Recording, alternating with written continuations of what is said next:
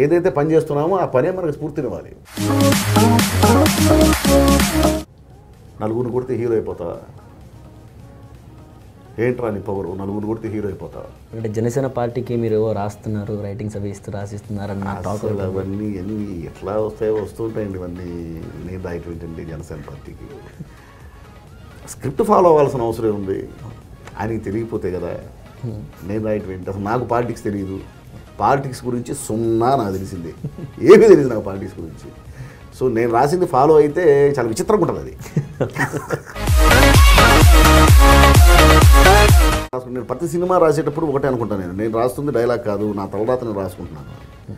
So నన్ను నాకు చూపించింది కృష్ణవంతి జగద్గురు. ఆ సినిమా చేసినప్పుడు నాకు సాటిస్ఫాక్షన్గా లేదు అంటే మీరు ఒప్పుకుంటారా?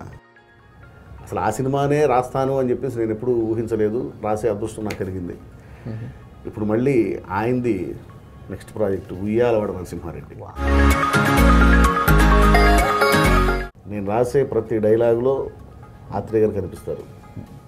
ఆయన్ని చూస్తూ, ఆయన్ని చదువుతూ, ఆయన్ని నేర్చుకుంటూ నేను ఇక్కడ దాకా వచ్చాను. నా పర్సనల్ లైఫ్లో బాధలు ఉంటాయేమో తప్ప ప్రొఫెషనల్ లైఫ్లో మాత్రం నేను ఎప్పుడు బాధపడలేదు. పర్సనల్ లైఫ్లో బోల్డ్ బాధలు ఉంటాయని అనవసరం. నాకంటే ముందున్న ప్రతి రైటర్ నాలో ఉంటాడు. వాళ్ళకి నచ్చిన సీన్స్లో వాళ్ళు వచ్చేస్తుంటారు.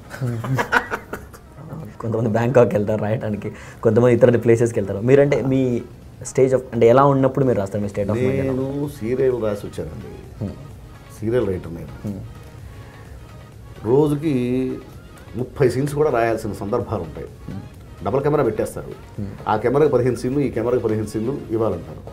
లొకేషన్లో కూర్చొని రాయాల్సి ఉంటుంది. నేను అలాగే బ్యాంకాక్లో కూర్చొని రాసేస్తానంటే నన్ను తీసుకెళ్ళి సముద్రంలో ముంచేస్తారు. సో నేను సీరియల్ రాసి వచ్చా.